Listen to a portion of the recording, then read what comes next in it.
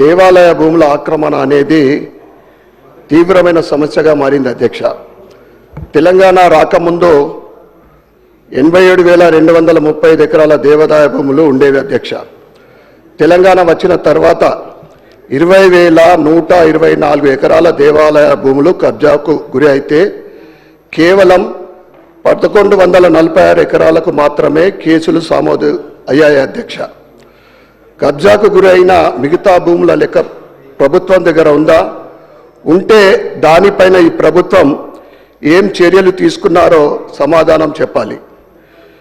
వేలాది కోట్ల ఆదాయం దేవాలయాల నుండి వస్తుంటే వాటి నిర్వహణ అధ్వాన్నంగా ఉంది అధ్యక్ష.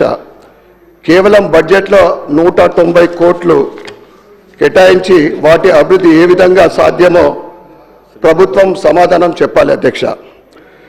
దేవాలయాలు అన్నీ కూడా పర్యవేక్షణలో ఉంచి వాటి కోసం ప్రత్యేక నిఘా బృందాన్ని ఏర్పాటు చేయాలి. ఎందుకంటే గడచిన సంవత్సర కాలంలో తెలంగాణ రాష్ట్రంలో సుమారు 100 పైగా హిందూ దేవాలయాల పైన దాడులు జరిగితే ప్రభుత్వము అసలు ఎందుకు స్పందించలేదో చెప్పాలి అధ్యక్ష. ఇటీవల సికింద్రాబాద్లోని ముత్యాలమ్మ దేవాలయంలో దుర్గామాత విగ్రహం ధ్వంసం చేయబడింది. ఇది భక్తులలో ఆగ్రహాన్ని రేకెత్తించింది. అలాగే శంషాబాద్లోని ఎయిర్పోర్ట్ కాలనీలో ఉన్న హనుమాన్ దేవాలయంలో నవగ్రహ విగ్రహాలు ధ్వంసం చేయడం జరిగింది అధ్యక్ష. ఇది స్థానికుల్లో ఉద్రిక్తను సృష్టించింది. ఈ సంఘటనలు భక్తుల భద్రతపై ప్రశ్నార్థంగా నిలుస్తున్నాయి అధ్యక్ష. ఇటీవల దాడిలో విగ్రహాలు ధ్వంసమైన ప్రతి గుడికి పునఃప్రతిష్టకు అయ్యే ఖర్చు ప్రభుత్వమే భరించేలా నిధులు కేటాయించాలని మీ ద్వారా నేను ప్రభుత్వాన్ని కోరుకుంటున్నాను అధ్యక్ష. తెలంగాణ ప్రభుత్వం హిందూ పుణ్యక్షేత్రాల యాత్ర పథకం తీసుకురావాలని మీ ద్వారా నేను ప్రభుత్వాన్ని కోరుతున్నా అధ్యక్ష. హజ్ యాత్ర తరహాలో ప్రతి నియోజకవర్గం నుండి కనీసం 500 భక్తులకు ప్రతి సంవత్సరం చార్ధామ్ యాత్రకు ప్రభుత్వ ఆర్థిక సాయం అందించాలని నేను మీ ద్వారా ప్రభుత్వాన్ని కోరుతున్నాను అధ్యక్ష.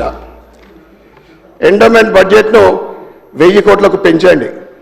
కేరళ ట్రావెన్కోర్ దేవస్థానం బోర్డు మాదిరిగా తెలంగాణలో కూడా తెలంగాణ టెంపుల్ డెవలప్మెంట్ అథారిటీ ఏర్పాటు చేసి ఆలయాల నుండి వచ్చే ఆదాయాన్ని పారదర్శకంగా స్థానిక అభివృద్ధికి వినియోగించాలని మీ ద్వారా ప్రభుత్వాన్ని కోరుతున్నాను అధ్యక్ష. టూరిజం, ఆర్ట్ అండ్ కల్చర్ అధ్యక్ష. ఈ బడ్జెట్లో టూరిజం, ఆర్ట్ అండ్ కల్చర్ డిపార్ట్మెంట్కు 1,411 కోట్లు కేటాయించారు. ఎంతో ఘన చరిత్ర కలిగిన సాంస్కృతిక కళల, సంప్రదాయాల మరియు పురాతన నిర్మాణాల అభివృద్ధి కోసం మరియు పరిరక్షణ కోసం టూరిజం ప్రాజెక్టుకు 720 కోట్ల రూపాయలను ఈ బడ్జెట్లో కేటాయించారు. ఇది మొత్తం బడ్జెట్లో 0.46 మాత్రమే అధ్యక్ష. 0.46 మాత్రమే పర్సెంటేజ్ అయ్యా. ఈ బడ్జెట్ చూస్తుంటే కాంగ్రెస్ ప్రభుత్వం పర్యాటకాన్ని రంగాన్ని పరిహాసం రంగంగా మార్చినట్లు కనిపిస్తుంది అధ్యక్ష. దేశంలో బీజేపీ పాలిత అనేక రాష్ట్రాల్లో పర్యాటక రంగంపై ప్రత్యేక దృష్టి సారించి కోట్ల రూపాయలను ప్రభుత్వ ఖజానాకు జమ చేస్తున్నారు. ప్రత్యక్షంగా వందలాది కుటుంబాలకు, పరోక్షంగా వేలాది కుటుంబాలకు ఉపాధికి అవకాశాలు కల్పిస్తున్నారు. ఉదాహరణకు గుజరాత్ రాష్ట్రంలో statue of unity, run of Kutch వంటి ప్రాజెక్టులతో ఆదాయం పెంచుకుంటున్నారు అధ్యక్ష. పర్యాటక రంగం కోసం బడ్జెట్లో కేటాయించిన నిధులను చూస్తే అధ్యక్ష అసలు ఈ ప్రభుత్వానికి పర్యాటక రంగాన్ని అభివృద్ధి చేసే ఆలోచన ఎంత మేరకు ఉందో ఇట్టే అర్థమవుతుంది అధ్యక్ష. కాంగ్రెస్ ప్రభుత్వం మరియు మంత్రులు హెలికాప్టర్లో టూర్లు వేసిన శ్రద్ధ రాష్ట్ర టూరిజం అభివృద్ధిలో పెట్టాలి అధ్యక్ష. భారత పర్యాటక మంత్రిత్వ శాఖ విడుదల చేసిన ఇండియా టూరిజం డేటా కంపెండియం 2024 ప్రకారం దేశీయ పర్యాటక సందర్శకుల సంఖ్య రాష్ట్రంలో గణనీయంగా పడిపోతుంది అధ్యక్ష.